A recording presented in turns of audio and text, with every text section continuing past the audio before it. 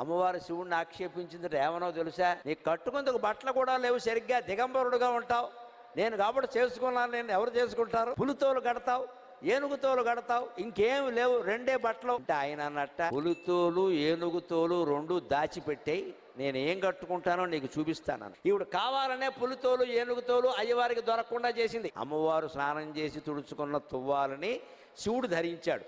అదేమిటి అంటే ఇది అచ్చం పులితోలు ఏనుగుతోలు రెండు కలిపినట్టుగా ఉంది అన్నట్టు. ఎందుకని? అమ్మవారు ఒంటి నిండా పసుపు రాసుకుంది, కస్తూరి తిలకం దిద్దుకుంది, నల్ల చారలు పసుపు చారలు ఉంటే పులితోలే కదా.